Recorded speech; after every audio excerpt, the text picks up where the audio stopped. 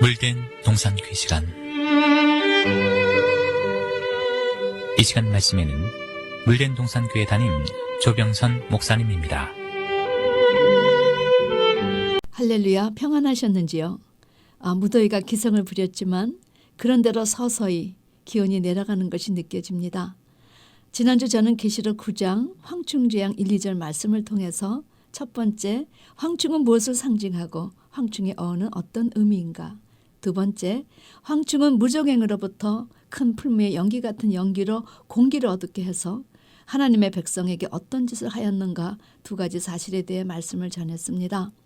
그런데 여러분이 귀담아 들으셔야 할 내용은 1절에 하늘에서 땅에 떨어진 별 하나가 무적행의 열쇠를 받았더라는 말씀입니다. 오늘은 그 세 번째를 말하려 합니다. 세 번째, 이 황충의 출현은 누구의 주도하에 벌어지는 재앙인가? 누가 이 무적행의 열쇠를 주어서 황충으로 하여금 떼들이로 출현하게 만들었는가? 여러분, 바로 하늘에서 지구로 내쳐진 별 사단 마귀에 의해서입니다. 그런데 두렵고도 떨리는 사실은 사단이 무적행의 열쇠를 가지고 황충을 땅 위로 올라오게 허락하신 분을 성경은 하나님이시라고 밝혀주셨다는 사실입니다. 이것은 무엇을 확인해 주시는 말씀입니까? 사도 바울이 데살로니가 후서 2장 9절 10절 말씀에 악한 자들의 임함은 사단의 역사를 따라 사단의 주관하에 모든 능력과 표적과 불의의 모든 속임으로 멸망하는 자들에게 임하리니 이렇게 된 원인은 바로 하나님의 유혹을 저희 가운데 역사하사 거짓 것을 믿게 하심은 진리를 믿지 않고 불의를 좋아하는 모든 자로 심판을 받게 하려 하심이라. 바로 적당주의로 살아가는 회색지대 백성들인 가라지들을 단으로 묶게 하기 위해서 때가 되어 나타나게 하시는 이 모든 계획은 하나님께서 주관하셨다는 사실을 제시하신 것입니다. 아모스 선지자는 7장 1, 2절에서 하나님께서 자기에게 직접 이런 것을 보여주신 것을 고백했습니다. 주 여호와께서 내게 보이신 것이 이러하니라.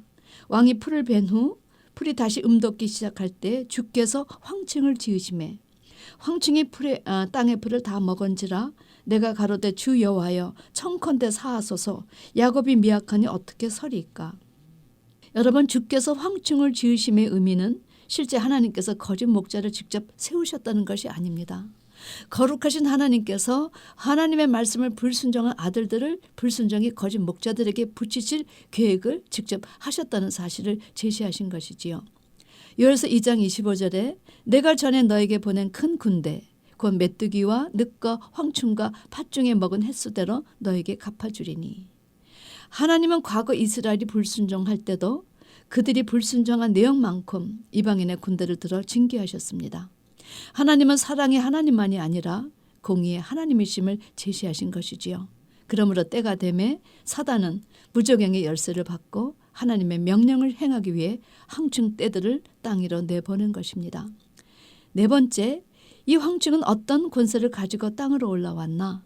3절 말씀입니다. 또 황충의 연기 가운데로 땅에 나오매 저희가 땅에 있는 정갈의 권세와 같은 권세를 받았더라.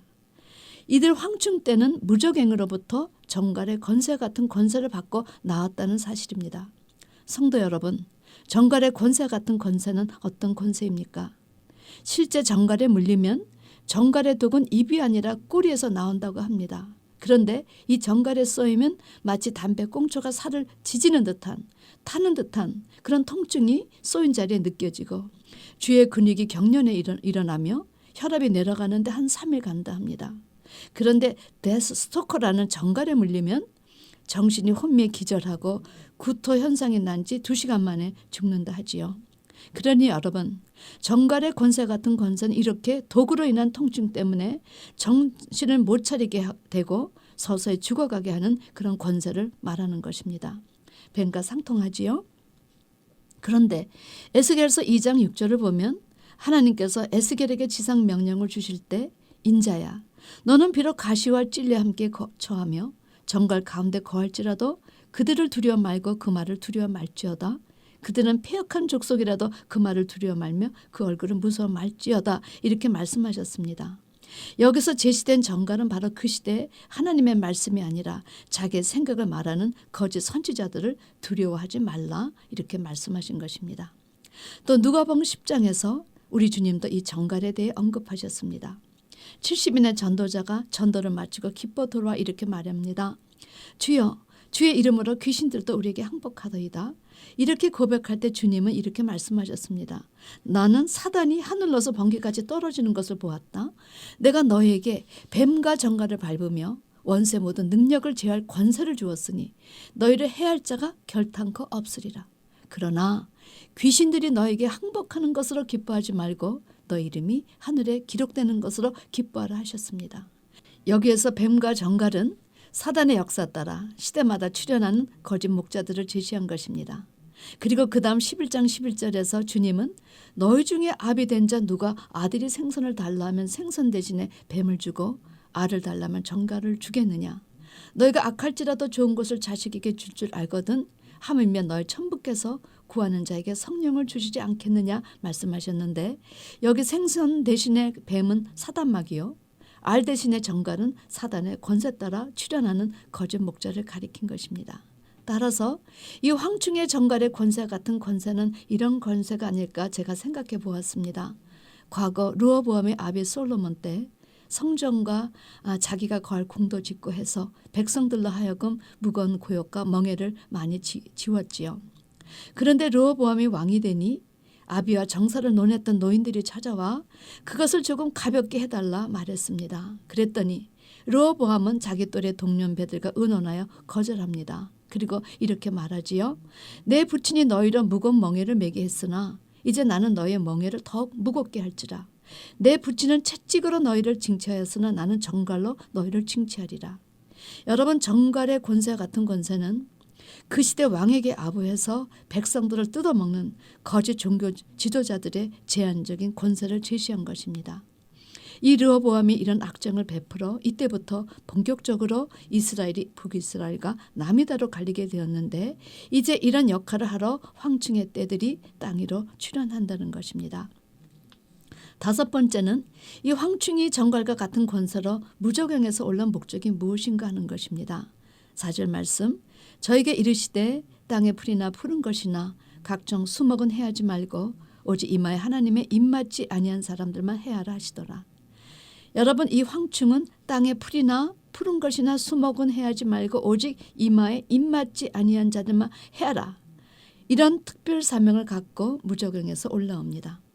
이제 장래 우리가 통과해야 할 관문은 이마에 인을 받아야만 통과할 수 있는 문이라는 사실을 여러분 기억하시기 바랍니다. 우리 모두가 빨리 하나님의 인을 받아야 할 이유가 바로 여기에 있지요. 여기에서 이마에 입맞지 아니한 자의 의미는 하나님의 백성이라고 말할 수 없는 회색지대에 살아 하나님의 말씀의 인을 받지 못해 열매 없는 나무를 가리켰습니다. 여섯 번째, 황충의 권세 기간이 얼마인가? 5절 말씀입니다. 그러나 그들을 죽이지는 못하게 하시고 5달 동안 괴롭게만 하게 하시는데 그 괴롭게 함은 정갈이 사람을 쏠 때 괴롭게 함과 같더라.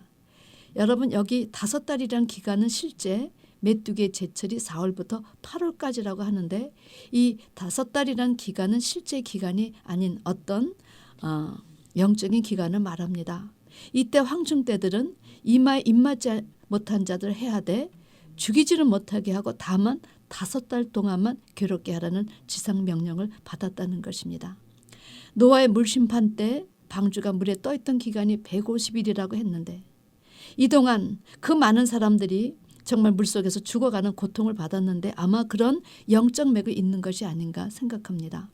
7번째, 황충의 파격적인 그런 힘과 재앙의 수위가 어디까지인가? 6절 말씀입니다. 그날에는 사람들이 죽기를 구하여도 얻지 못하고 죽고 싶으나 죽음이 저희를 피하리로다.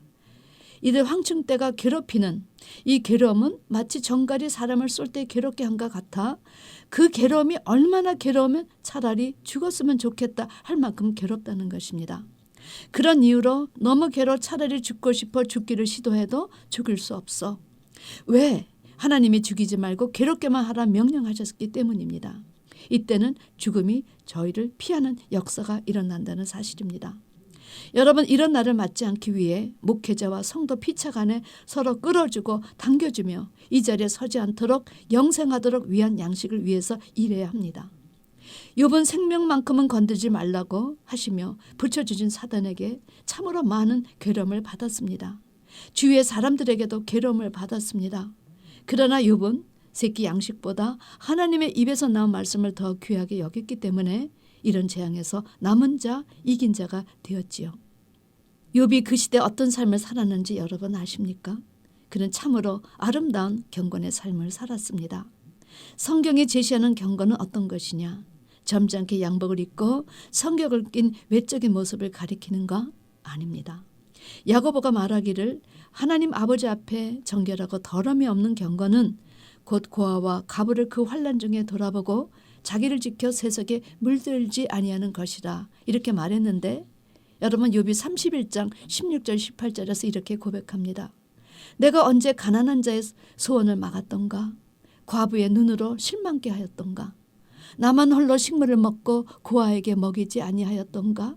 실상은 내가 젊었을 때부터 고아를 기르기를 그의 아비처럼 하였으며 내가 못해서 낳은 후로 과부를 인도하였었노라.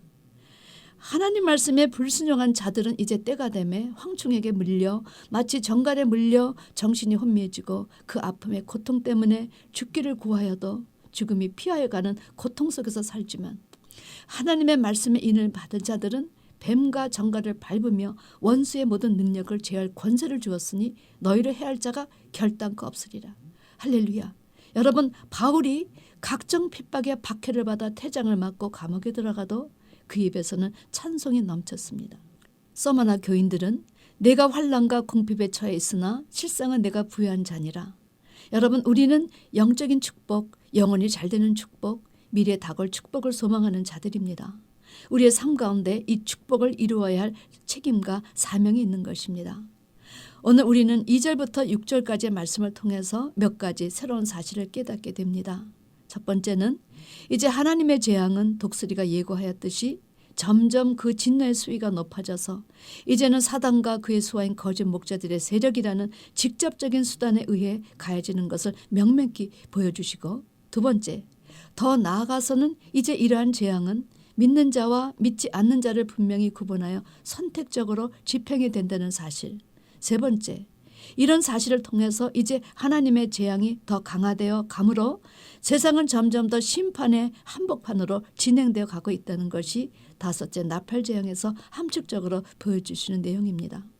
그러니까 믿건 안 믿건 그런 사실을 느끼건 못 느끼건 바야흐로 이제 세계는 최후의 심판을 향해 치달아 가고 있는 중이라는 이야기지요. 사랑하는 성도 여러분, 우리는 여기에서 이제 우리가 어떤 신앙의 본질의 삶을 살아왔는가를 점검해야 한다는 사실입니다. 그동안은 구별되지 않았습니다. 왜? 알곡과 쭉정이가 공존하는 그런 밭에서 함께 지내왔으니까요. 그러나 이제 본격적인 구별이 시작된다는 것입니다. 이 기간 동안 분명히 내가 알곡가인가 아직은 가라진가를 분별하시고 우리 모두 마땅히 서야 할 자리에 서는 여러분과 제가 되기를 주님의 이름으로 축원합니다. 할렐루야. 주님을 찬양합니다. 지금까지 말씀에 물된 동산교회 담임 조병선 목사님이었습니다.